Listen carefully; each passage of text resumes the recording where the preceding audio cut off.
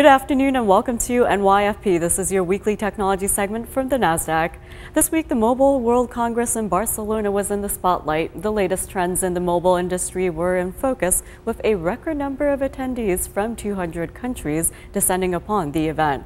A lot of attention focused on the HTC Facebook phones, the Sony Ericsson PlayStation phone, and of course, Google's Android OS. Taking a closer look at some of the new smartphones, HTC unveiled two that have dedicated buttons for social networking sites, in particular for Facebook.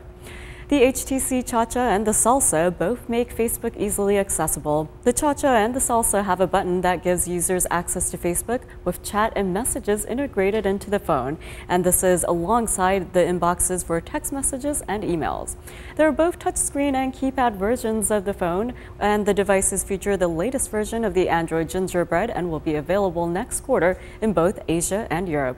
AT&T will have exclusive rights to the smartphones in the U.S. and will be available later this year across the nation.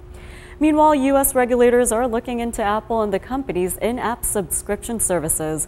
The Justice Department and the Federal Trade Commission are investigating whether Apple's App Store rules violate antitrust laws.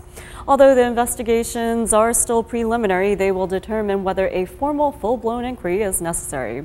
Apple released its terms and conditions for subscription sales, and the company gets a 30% chunk of all revenue from its online store.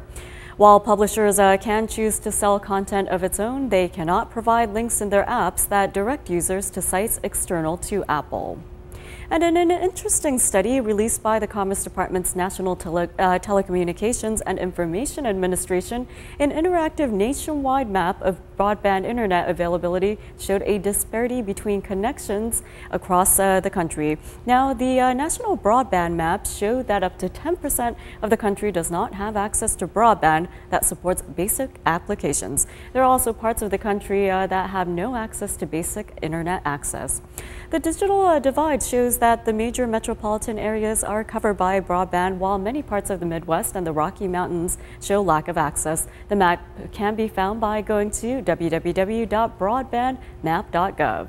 And before we wrap it up for today's segment, Sony unveiled a music streaming service for non-mobile devices. The Music Unlimited, powered by Curiosity, kicked off with songs available for Sony electronic devices. And also they will be available soon for other mobile Sony devices. Now, consumers will have over 6 million songs to choose from that come from the major music labels, including Warner Music, EMI Music, Sony Music, and Universal Music Group. There are two subscription plans, the basic plan, which costs $3.99 a month, while the premium plan costs $9.99 a month. Now, the advantage of having the premium is that it allows for on-demand selection of songs and also access to the top 100 tunes. Also, Curiosity users can upload music from other music players to their catalog.